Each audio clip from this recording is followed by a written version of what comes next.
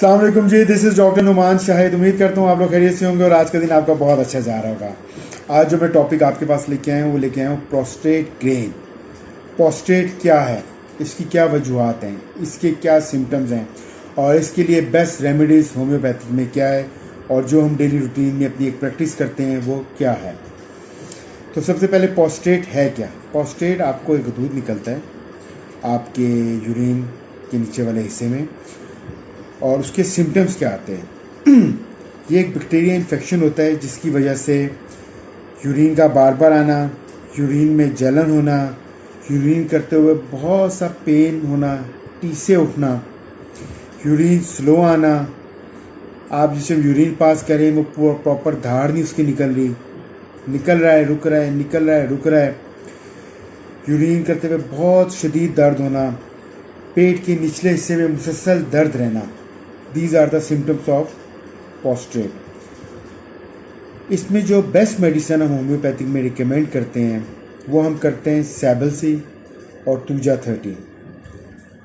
ये दो मेडिसिन तो हमारी डेली प्रैक्टिस में रहती हैं, लेकिन इसके अलावा भी अगर हम कोई सिम्टम्स देखते हैं, कोई चीज़ देखते हैं तो हम उसके मुताबिक मेडिसिन हम रुजू देते हैं अपने क्लाइंट को। इसलिए जब भी आपने कोई मेडिसिन यूज़ करनी है आपने अपने डॉक्टर और मालिश से पूछ के करनी है। ये जो बार बार ठीसे उठना, पेन आना, दर्द होना, उसका साइज़ इंक्रीज़ होना प्रोस्टेट का, एलोपैथी में इसको रिकमेंड किया जाता है ऑपरेशन की तरफ, लेकिन होम्योपैथिक में कुछ ऐसी मेडिसिन है जिसकी वजह से इसका साइज़ भी कम होता है और ये बिल्कुल ज़ीरो पे चला जाता है। तो जब भी कभी आपको ऐसा कोई इशू हो, कोई मसला हो, तो ऑपरेशन की तरफ जाने से पहले आपने होम्योपैथिक डॉक्टर से लाजमी कंसल्ट करना है, उससे मेडिसिन लेनी है, यूज़ करनी है, क्योंकि हमारे पास बहुत से पेशेंट्स ऐसे रूटीन में आए हैं जिनका हमने ट्रीटमेंट किया और अल्हम्दुलिल्लाह वो ऑपरेशन से बच गए और अल्हम्दुलिल्लाह वो ठीक ठाक है।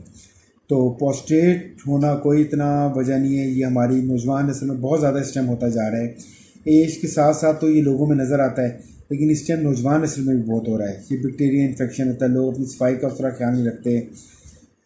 तो काफ़ी वजूहत होती हैं, काफ़ी रीजन्स होती हैं जो मैंने आपको बताई हैं। इसके सिम्टम्स बताए हैं कि टीसे पड़ना, पेन होना, स्लो आना, जलन होना, बहुत तकलीफ दे ये एक वो है।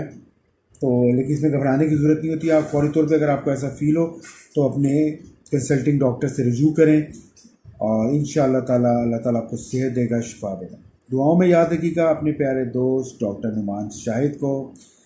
कल मिलेंगे एक नए टॉपिक के साथ। उम्मीद करता हूँ कि आप सब खैरियत से। दुआओं में याद रखिएगा। अल्लाह हाफ़िज़।